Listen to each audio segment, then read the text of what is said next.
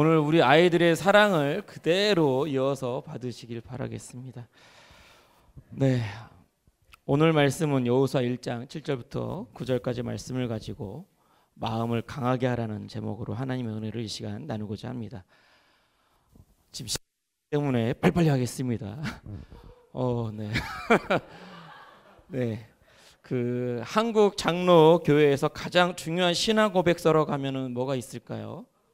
네, 감사합니다. 웨스트민스터 신앙 고백서입니다. 왜냐하면 기독교 역사상 성경을 가장 완벽하게 해석한 신앙 고백서라고 평가를 받고 있습니다. 이러한 웨스트민스터 신앙 고백서를 간략하게 요약을 해서 문답으로 정리해 놓은 것이 있는데 그걸 뭐라고 하냐면 소요리 문답입니다. 네, 빨리빨리 대답을 하셔야 빨리빨리 끝날 수 있어요. 지금 이 소요리 문답은 총 몇 문일까요?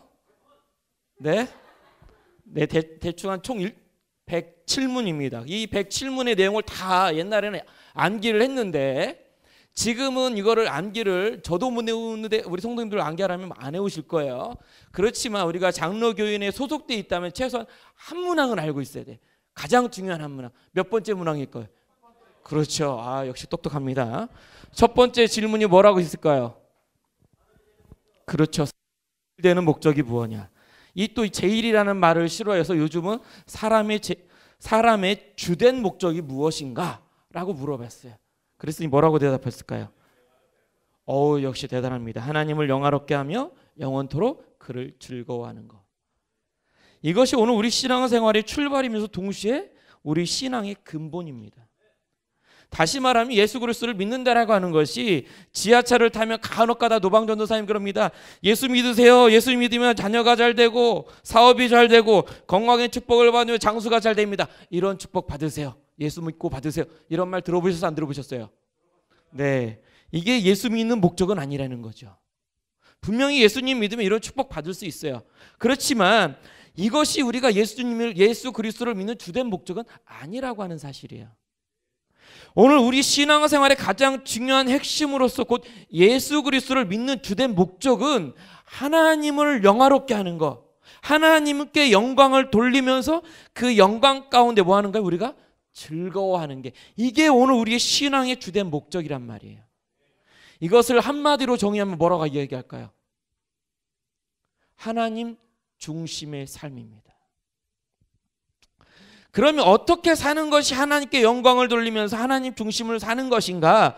이러한 질문에 대한 답이 어디 나와 있다고요? 오늘 읽었잖아요. 여호수아 1장에 보면은 이 답을 우리가 엿볼 수가 있다라고 하는 점이에요.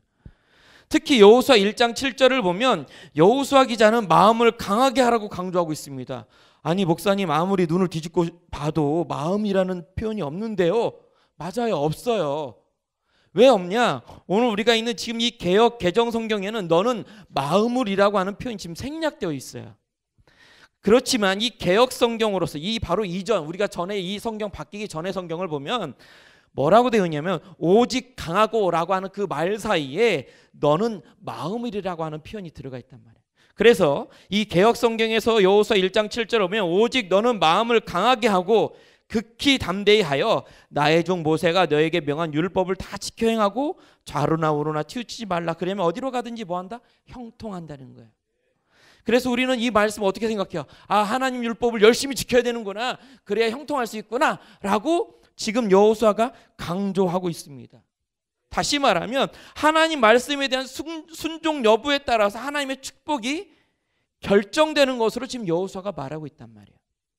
그렇지만 오늘 지금 제가 방금 말했던 것처럼 이 여호수아 1장을 보면 하나님 율법에 대한 순종만을 강조하고 있는 것이 아니라 율법의 순종에 앞서서 뭐라고요? 너의 마음에 대한 부분을 더 강조하고 있다라는 거예요. 이러한 측면에서 마음을 강하게 한다는 것이 오늘 우리에게는 어떤 의미를 가르쳐 주는지 오늘 좀 살펴보도록 하겠습니다. 오늘 우리가 본문을 다 읽진 않았지만 여호수아 1장 1절부터 9절까지 말씀을 보면 새로운 지도자, 모세 다음으로 새로운 지도자가 등장을 합니다. 그게 누구죠? 여호수아가 이제 새로운 지도자로 세움을 받게 되는 장면을 지금 설명하고 있습니다. 근데 2절을 보니까 하나님께서 여호수아에게 뭐라고 했어요? 명령을 합니다. 뭐라고요? 요단을 건너가라 라고 명령을 해요. 그러면 요단을 건넌다는 얘기는 어떤 얘기일까요? 가나안 땅에 입성한다는 의미입니다. 자, 요단을 건너기만 하면 여호와께서 이스라엘 백성들에게 이 가나안 땅을 주시겠다는 뜻이에요. 왜냐하면 가나안 땅은 하나님께서 주시기로 약속한 선물이기 때문에 그렇습니다. 이러한 점을 우리가 어디서 볼 수 있냐면 1절 안 하지만 6절에 보면은 여호와께서 조상들에게 주시겠다고 하신 그 약속으로서 그에 따른 성취적인 측면에서 이스라엘 백성들에게 뭐라고요? 이 가나안 땅을 주겠다고 언급하고 있어요. 그와 함께 우리가 읽었던 7절부터 9절을 보면 하나님의 율법에 대한 순종을 지금 강조하고 있는 것이 오늘 우리가 살펴본 본문입니다. 그렇다면 우리가 본문을 읽은 이 여호수아 1장 7절부터 9절을 보면 하나님의 선물로 주어지고 있는 이 가나안 땅인데 왜 마음을 강하게 하여 하나님의 율법을 순종하라고 하는 것인가? 그리고 이 마음을 강하게 하라고 하는 표현이 몇 번 나왔을까요? 자, 빨리 얘기하셔야 돼요. 지금 시간이 없어요. 1, 2, 3, 4, 5 몇 번이요? 네, 4번, 4번 나왔습니다. 그래서 6절, 7절, 9절, 18절에 보면 마음을이라고 하는 표현이 나와 있는데 안타깝게도 우리 개정 성경에는 뭐라고 지금 이 성경에는 생략이 되어 있다고요. 그래서 안 보인단 말이에요. 그러면 어디에 나와 있느냐? 잘 보시면 6절에 보면 강하게, 강하고라고 하는 표현이 있어요. 강하고. 그 바로 앞에 뭐가 있다고요? 마음을 강하고 하라는 뜻이에요. 7절도 오직 뭐 하라고? 너는 마음을 강하고. 9절은요? 내가 내게 명령한 것이 아니냐? 강하고 앞에 뭐가 있다고요? 마음을. 그리고 18절에 보면 오직, 마지막 끝에 보면 오직 마음을 강하고 담대하라. 이렇게 마음을 강하게 하라는 표현을 4번 썼다는 얘기는 뭘까요? 지금 이 여호수아 기자가 마음을 강조하고 있단 말이에요. 왜 여호수아 기자가 이 마음을 강하게 하라고 강조하면서 하나님의 율법을 지키라고 하는가? 왜냐하면 가나안 땅 어떤 땅이라고요? 하나님께서 뭘로 줬다고요? 선물로 주어지는 은혜의 땅이라는 말이에요. 자, 은혜라고 하는 거, 하나님이 주시는 은혜를 받기 위해서는 뭐가 있어야 될까요? 하나님께서 요구하시는 것에 대한 합당한 행동을 수반해야 맞습니다. 행위가 있어야 돼요.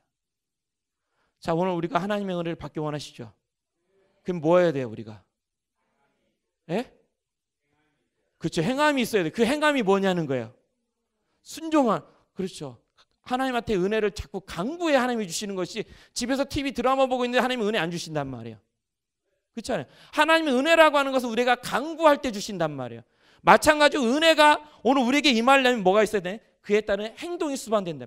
그러면 가나안 땅 어떤 땅이다? 하나님의 은혜의 땅이지만 동시에 어떤 땅도 될 수 있을까요? 다른 한편으로 보면 위험한 땅인 거예요. 왜 위험할까요? 6절에서 뭐라 그랬죠? 조상들에게 주시는 약속하신 땅이고 그 땅은 무슨 땅이다? 계약된 땅이고 언약의 땅이란 말이에요. 오늘은 농담하시면 안 돼요. 지금 시간이 없어요. 제가 지금 급해요. 내가 20분까지 끝낸단 말이에요. 벌써 10분이나 다 지났단 말이에요.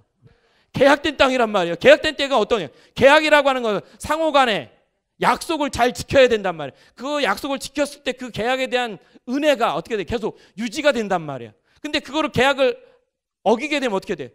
그에 따른 처벌과 심판을 받는 거예요. 그러면 이스라엘 백성들에게 어떤 거예요? 지금 이 땅은 은혜의 땅이니까 그 은혜의 땅에서 우리가 하나님의 은혜를 잘 누리려면 뭐 해야 된다? 하나님의 율법을 잘 지켜야 된단 말이에요. 그럼 여기서 말하는 율법이 뭐예요? 그렇죠. 일반적으로 십계명이라고 얘기했죠. 왜? 여기서 지금 쓰고 있는 이 율법이라고 하는 것은 히브리어로 토라라고 하는 건 뭡니까? 지켜야 될 규칙이나 규범이란 말. 그래서 우리가 십계명이라고 생각을 할 수가 있어요. 하지만 오늘 본문에서 말하고 있는 율법은 십계명과 같은 규칙이나 규범이라고 하기보다는 가르침을 의미하고 있어요. 어떤 가르침이요? 그거를 알려주는 게 6절이에요. 나의 종 모세가 내게 명령한 그 율법. 모세가 가르쳐준 그 가르침을 지키라는 거예요. 그게 무슨 가르침? 소위 말하는 모세 오경이죠. 창세기부터 신명기까지 가르친 모세 오경. 그러면 무슨 얘기예요? 창조부터 족장의 약속과 애굽에서 종로를 타고 애굽에서 구원하고 시내산에서 언약과 광야의 여정까지 하나님께서 어떻게 이스라엘 백성들을 여기까지 다스리고 인도해 주셨는지에 대한 전반적인 구원에 대한 이야기가 바로 모세 오경이란 말이에요. 이런 측면에서 지금 여호수아 1장에서 말하고 있는 율법이라고 하는 것은 하나님께 뭐 했다고요? 선택받은 이스라엘 백성들, 그들이 하나님께서 약속하신 그 가나안 땅에서 어떻게 살아야 되느냐, 그거에 대한 사명과 소명을 지금 나타내고 있는 게 율법이란 말이에요. 이러한 점은 이스라엘 백성들이 왜 가나안 땅에서 멸망을 당했어요? 왜 그들이 바벨론과 아수르한테 멸망을 당했어요? 하나님이 허락하셨던 그 사명과 소명의 삶을 살지 못했기 때문에 그들이 죽었단 말이에요. 그들이 멸망을 당했어요. 이러한 측면에서 가나안 땅에 들어간다고 하는 건 뭘까요? 그냥 들어가는 게 아니란 말이에요. 새로운 뭐가 되는 거예요? 존재가 되어야 된다는 거예요. 어떤 존재요? 이스라엘 백성들은 하나님의 구원받은 백성으로서 새로운 뭐를 가지고 하나님의 백성이라고 한 정체성을 가지고 그 합당한 삶을 살기 위해서 율법을 순종해야만 한다는 거예요. 쉽게 얘기하면 이런 거예요.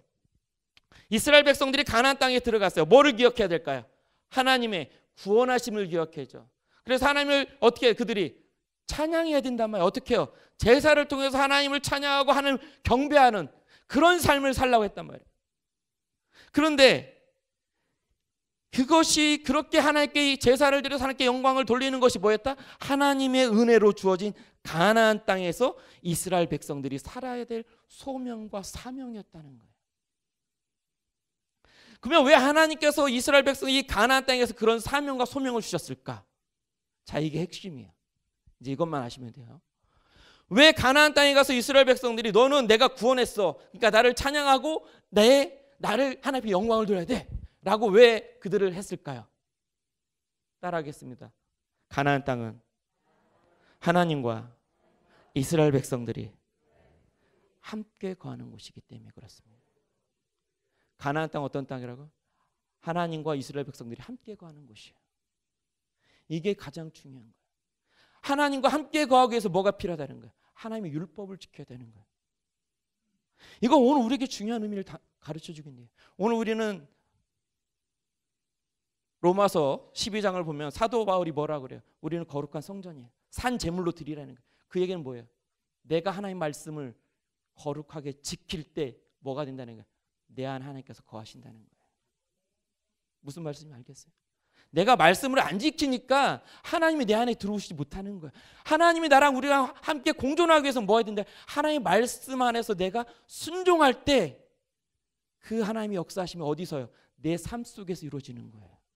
이 원리를 오늘 이 여호수아가 가르쳐주는 거예요. 그러면 어떻게 하면 하나님 앞에 우리가 살 수 있냐는 거예요. 그리스도인으로 산다는 게 쉬워요, 안 쉬워요? 쉬우신 분 계세요? 전 너무 어려운데 쉽지가 않단 말이에요. 그거를 위해서 9절에서 말하고 있어요. 뭐라고요? 마음을 강하게 하고 담대하라, 두려워하지 말라, 놀라지 말라. 이 말씀의 의미가 뭘까요? 이 말씀의 의미, 우리가 하나님의 율법을 지키는 데서 가장 필요하고 중요한 것이 뭐다? 용기라고 하는 거예요. 용기. 하나님의 말씀을 순종하는 데 뭐가 필요하다는 거예요? 용기가 필요하다는 거예요. 다시 말하면 하나님께서 선물로 주신 가나안 땅에서 이스라엘 백성들이 하나님의 구원하심 속에 하나님께 영광을 돌리면서 하나님과 교제하며 살기 위해서는 여호와의 가르침, 율법을 지키려는 용기가 가장 필요하다는 거예요. 하나님의 구원을 받은 새로운 존재라고 하는 이 신앙의 정체성, 그리고 이러한 신앙의 정체성을 가지고 하나님 율법을 지키며 살아가기 위해서는 그에 따른 담대한 믿음의 용기가 가장 필요하다는 겁니다. 그렇다고 하면 여호수아가 지금 말하고 있는 적이 누구예요? 가나안 족속들도 적이에요. 하지만 지금 여호수아가 그렇게 하나님 율법, 여호수아뿐만 아니라 모세도 계속 말했어요. 너희는 하나님 율법을 가까이 해야 된다. 하나님을 버려서는 안 된다. 우상을 섬기지 말아라. 계속 얘기했어요. 너희들이 적은 가나안 땅의 백성들이 아니야. 뭐라는 거예요? 누가 적이라는 거예요? 이스라엘 백성들 자체가 적이라는 거예요. 자신들이 적이라는 거예요.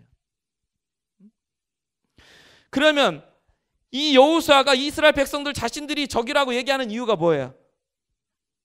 신앙의 정체성을 잃어버리지 말고 그에 따른 합당한 사명과 소명의 삶을 살 것을 강조하겠다. 그럼 어떻게 해야 그렇게 살 수 있냐는 거예요. 그 얘기를 지금 오늘 본문에서 하고 있죠. 하나님의 말씀 어떻게 알아? 주야로 묵상할 때 비로소 신앙의 정체성을 우리 마음 가운데 강하게 할 수가 있다는 거예요. 그에 따른 담대한 믿음의 용기를 가지고 하나님의 말씀에 어떻게 했다? 순종할 수가 있다는 거예요. 이것이 하나님과 교제하는 삶이자 하나님과 동행하는 삶이라고 여호수아 기자가 우리에게 강조하고 있는 결론적인 메시지입니다. 오늘 신약에서 똑같이 말하죠. 사도 바울이 뭐라고 해요? 고린도 후서 5장 17절. 그런즉 누구든지 어디요? 그리스도 안에 있으면 새로운 피조물이라 이전 것은 지나갔으니 보라 새 것이 되었도다. 예수 그리스도를 안 믿는 분 계신가요? 다 우리는 예수 그리스도를 믿기 때문에 뭐예요? 새로운 피조물이 됐어요. 맞죠? 문제는 새로운 피조물이 되었음에도 불구하고 여전히 하나님의 구원하심에 대한 신앙의 정체성을 잃어버리기 때문에 그에 합당한 삶을 살지 못한다는 거예요. 여호수아 기자가 우리에게 강조하고 있는 결론은 하나님의 구원을 받은 자녀로서, 하나님의 백성으로서 신앙의 정체성을 회복하라는 거예요. 오늘 우리의 가장 주된 적은 누굴까요? 우리 자신이에요. 응? 목사님, 사단과 마귀가 저거 아니에요? 맞아요. 사단과 마귀는 어떤 사람이에요? 속임수의 대가예요. 그들이 속일 때 우리가 속지만 않으면 된단 말이에요. 그러기 위해서 어떻게 해요? 하나님의 자녀이자 하나님의 백성이라고 하는 이 신앙의 정체성을 굳게 우리가 잡고 있어야 된단 말이에요. 그러려면 어떻게 해야 되고? 오직 하나님의 말씀을 주야로 묵상할 때 우리 자신의 마음의 신앙의 정체성을 어떻게 강하게 가질 수 있는 겁니다. 그리고 그 강한 정체성을 가지고 뭐 하는 거예요? 담대하게 믿음의 용기를 가지고 우리 하나님 율법을 순종할 수가 있는 거예요. 그랬을 때 어떻게 될까요? 그랬을 때 우리 마음 가운데 하나님이 거하시는 거예요. 그것이 뭘까요? 하나님과 인격적인 관계 속에서 교제하는 삶이고 동행하는 삶이라는 것이에요. 결론을 맺겠습니다. 오늘 여호수아 기자가 우리에게 가르쳐주고 있는 메시지는 하나님께 구원받은 백성이라고 하는 이 신앙의 정체성을 잃어버리지 말고 마음을 굳게 지키라는 것입니다. 신앙의 정체성에 대한 회복이 곧 하나님과 온전한 교제의 삶을 살게 하는 거예요. 이것이 바로 서두에서 말했던 하나님께 영광을 돌리며 즐거워하는 하나님의 중심의 삶입니다. 사실 하나님 백성이라고 하는 이 신앙의 정체성을 가지고 하나님과 교제하는 삶은 쉽지가 않아요. 왜 쉽지가 않을까요? 사단은 매일매일 우리의 현실적인 삶 가운데 끊임없이 우리를 속이려고 하는 것이 사단의 전략입니다. 그래서 하나님의 자녀이자 하나님의 백성이라고 하는 이 신앙의 정체성을 우리 마음에 매일 강하게 새기지 않으면 우리는 늘 마귀의 전략에 넘어지게 되고 하나님의 자녀로서 온전한 삶을 살 수가 없게 되는 겁니다. 새롭게 시작하는 한 주간의 삶 속에서 오늘 우리는 예수 그리스도를 믿는 하나님의 자녀라고 하는 이 신앙의 정체성을 회복하시길 바랍니다. 이러한 신앙의 정체성은 오직 하나님의 말씀을 주야로 묵상할 때 우리 자신의 마음을 강하게 하며 담대한 믿음의 용기를 가지고 순종할 수가 있게 되는 겁니다. 그것이 바로 우리 각자의 삶 속에서 하나님과 교제하며 하나님과 동행하는 삶을 살게 되는 것입니다. 한 주간의 삶 속에서 하나님의 말씀을 묵상하며 하나님과 교제하는 우리 세관계 모든 성도님들과 새벽예술 청년들이 다 되길 주님의 이름으로 축복합니다. 이 시간 우리 찬송가 540장 주의 음성을 내가 들으니 1절만 찬양하고 우리 말씀을 생각하면서 잠깐 기도하도록 하겠습니다. 찬송가 540장입니다. 주의 음성을 내가 들으니. 우리 힘차게 찬양하겠습니다. 주의 음성을 내가 들으니 사랑한단 말일세. 믿는 마음으로 주께 가오니 나를 영접하. 한 번 더 고백하겠습니다. 주의 음성을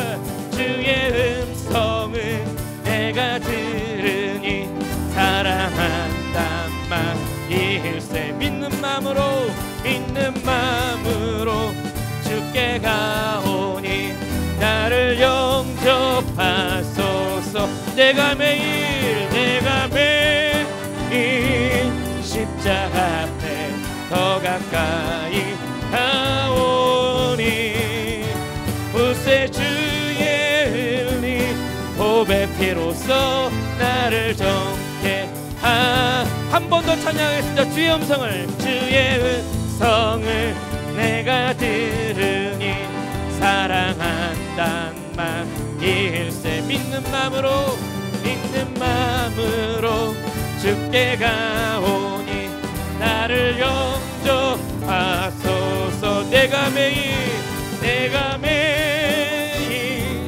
십자가 앞에 더 가까이 가오니 부세 주의 은리 보배 피로써 나를 정케 하소서. 주옵소서. 내가 매일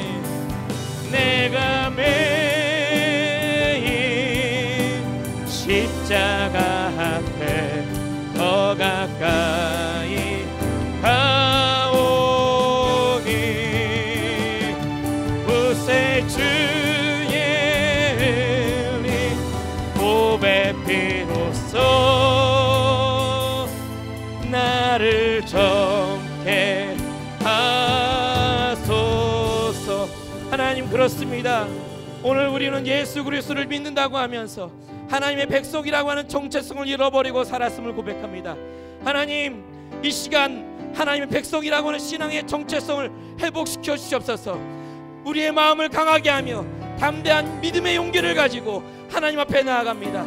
예수 그리스도의 십자가 앞에 매일매일 나아갈 수 있는 용기를 주셔서 하나님의 말씀을 묵상하며 하나님과 교제하는 삶, 하나님께 영광을 돌리면서 즐거워하는 하나님의 중심의 삶을 살게 해달라고 우리 말씀을 생각하면서 주여 한번 외치는 기도하겠습니다. 주여! 하나님 그렇습니다. 아버지, 매일매일 십자가 앞에 나아갑니다. 하나님의 자녀라고 하는 이 귀중한 신앙의 정체성을 우리가 잃어버리지 않게 하여 주시고, 이 신앙의 정체성을 가지고 하나님의 말씀을 묵상하면서 담대한 믿음의 용기를 가지고 매일매일의 삶 가운데 나아갑니다. 아버지, 우리를 회복시켜 주시옵소서. 우리의 마음이 하나님 말씀을 부여잡게 하여 주시고, 우리의 마음이 하나님을 더 뜨겁게 경배하며 하나님 삶 속에서 매일매일의 삶이 하나님을 고백하는 삶, 하나님을 경배하는 삶, 하나님과 동행하는 삶으로서 하나님 중심의 삶으로 회복되길 간절히 소망합니다. 아버지, 코로나 바이러스로 힘들고 어려운 이 시대일수록 더욱더 하나님 중심의 삶으로 하나님 말씀 안에서 우리가 새 힘을 얻고 하나님의 자녀로 회복되게 하여 주시옵소서. 하나님 감사합니다. 아버지, 이 말씀 가운데 우리를 신앙의 정체성을 회복시켜 주시옵소서. 하나님의 자녀라고 하는 하나님께서 베풀으신 구원을 우리가 너무 쉽게 생각하는 것이 아니라 우리의 삶의 목숨처럼 여기게 하셔서 하나님의 백성이라고 하는 그 신앙의 정체성을 가지고 이 땅에서 하나님이 주시는 말씀 안에서 담대한 믿음으로 순종하며 하나님과 동행하는 하나님의 중심의 삶으로 우리를 회복시켜 주시옵소서. 이 시간도 사단마귀가 우리를 늘 속이고 있습니다. 그래서 늘 넘어질 수밖에 없습니다. 하나님, 그 말씀 안에서 우리가 회복되며 그 말씀을 가지고 주님과 동행하게 하여 주시옵소서. 하나님 사랑합니다. 예수 그리스도 이름으로 간절히 기도드립니다.